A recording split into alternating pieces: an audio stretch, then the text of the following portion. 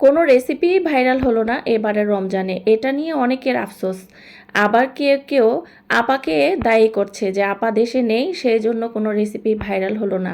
তাতে কি হয়েছে, আজকে আমি নতুন নতুন রেসিপি আপার হয়ে আপনাদেরকে শেয়ার করব।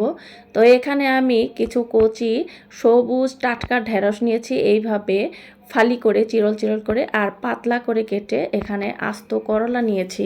তো এগুলো কিন্তু স্বাস্থ্যের জন্য খুবই ভালো। আপা নেই তাতে কি হয়েছে, আমরা তো আছি, নিজেদের ভালোর চিন্তা নিজেদেরকেই করতে হবে। সব সময় কি আপাদের উপরে নির্ভর করা যায় বলেন? তো যাই হোক, হালকা লবণ মেখে এখন এই যে ভেষনের বেটারে এভাবে চুবিয়ে চুবিয়ে ঢেঁড়সটাকে একটু ছড়িয়ে দিয়ে আমি তেলে ছেড়ে দিচ্ছি। তাহলে ছড়িয়ে দিলে হবে কি, ঢেঁড়সটা একটুখানি মোচমোচে হবে, ক্রিস্পি হবে। মানে ভেষনের ঢেঁড়স রানি বলেন, বেগুনি বলেন, কুমড়া রানি বলেন, এরপরে আমি যে করলা রানি ভাজবো সেটা বলেন, একটু মুচমুচে না হলে কিন্তু ভালো লাগে না। তো আমি ক্রিস্পি করে ভেজে তেল ঝরিয়ে তুলে নিয়েছি। আর এই যে করলা রানিটাও কিন্তু আমি ভেষনের বেটারে ডুবিয়ে তেলে ছেড়ে দিয়েছি। সব সময় আপাদের উপরে নির্ভর করবেন না, নিজেরা কিভাবে ভালো থাকবেন, নিজেদের পরিবেশ কিভাবে ভালো রাখবেন, সেটা নিজেদেরকেও একটুখানি দায়িত্ব দিবেন। তো এই তো খুব মুচমুচে ক্রিস্পি করে আমি ঢেঁড়স রানিগুলো ভেজে নিয়েছি। ঢেঁড়সের বেগুনি না বললে আবার অনেকে চিনবেন না। আর এই যে করলার বেগুনি, আর আমি নাম দিয়েছি করলার রানি।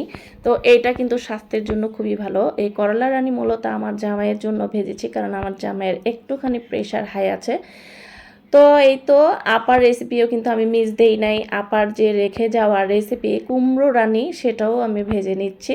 তো এই তো ক্রিস্পি করে খুব কালার হয়েছে, আর খেতে কিন্তু ভালোই লেগেছিল। তবে করলা রানিটা তো একটু তিতা লাগবেই। তো যাই হোক, তারপরেও স্বাস্থ্যের জন্য যেহেতু ভালো, আমাদের খাওয়া উচিত। কুমড়া রানিগুলো আমি এইভাবে মুচমুচে করে একটুখানি কালার করে ভেজে নিয়েছি।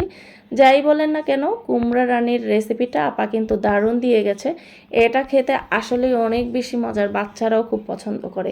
রমজান ছাড়াও কিন্তু এটা তৈরি করে খাওয়া যেতে পারে। তো ইফতারিতে তো ডালের যে বড়া বলি বা পেঁয়াজু, এটা তো থাকতেই হবে। এটা ছাড়া মুড়ি মাখা একদমই জমে না, আর এটা অনেক ভালো লাগে। তো এই তো আমার আজকের ইফতারি কুমড়া রানি, ঢেঁড়স রানি, করলা রানি। তো যাই হোক, কেমন লেগেছে সবাই কিন্তু একটু কমেন্টে জানাবেন। আর এইদিকে আমার যে পেঁয়াজগুলো, সেগুলোও ভাজা হয়ে গিয়েছে। বেশি করে পেঁয়াজ, কাঁচামরিচ, ধনিয়া পাতা দিয়ে একটু লবণ, হলুদের গুঁড়া, লাল মরিচের গুঁড়া দিয়ে পাকোড়াটা ভেজে নিয়েছি, মানে পেঁয়াজুটা। তো আজকের ইফতারি এই। আর এই যে ইফতারির পরে এটা বেশি হয়েছে, আমার হাজব্যান্ডকে দিয়েছিলাম, সে খাচ্ছে আর খেতে পারে নাই। আমাকে বলছে, আমাকে আজকের মতো মাফ করো, এটা আমাকে পুরা খেতে বলো না, আমি পারবো না খেতে, সরি। তো এই কথা বলে রেখে দিয়েছে, এখন আমিই খেয়ে নেব। এটা ভালোই লেগেছে, খারাপ না।